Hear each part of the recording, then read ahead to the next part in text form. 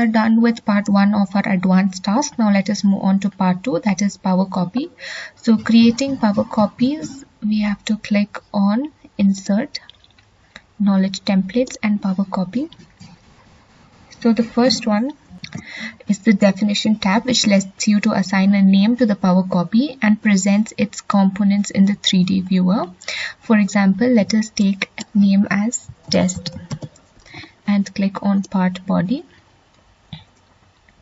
The input tab here lets you to define the reference elements making up the power copy. You can rename these elements for a clear definition by selecting them in the viewer. So by clicking on XY plane, we can rename it as plane 1.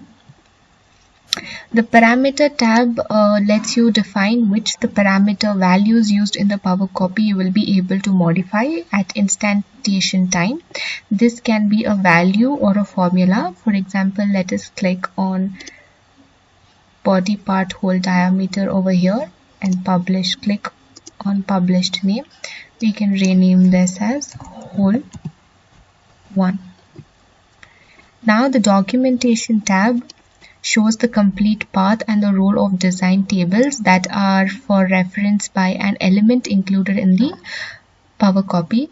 The icon tab or the properties that you modify the icon identification of the power. Here we can click and choose the subset of icons available from the icon choice button and click for envelope.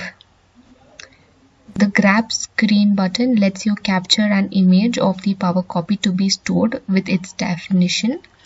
You can zoom in and zoom out to adjust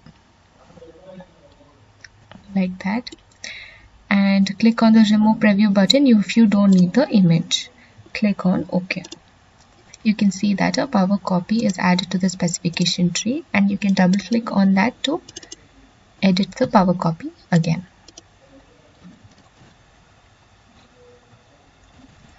And for saving power copies into a catalog, we can select the power copy specification from the tree, click on insert and click on template, knowledge templates, and click on save in a catalog. So now when creating a catalog for the first time, click the button to display. Here opens a dialog box and navigate to the location where we wish to create a catalog, and then we have to simply click the open or save. And if we wish to add a power copy to an existing catalog, we have to simply activate the update existing catalog icon here and open the catalog and save in dialog box. By default, the catalog save dialog box recalls the catalog accessed last, and click on OK.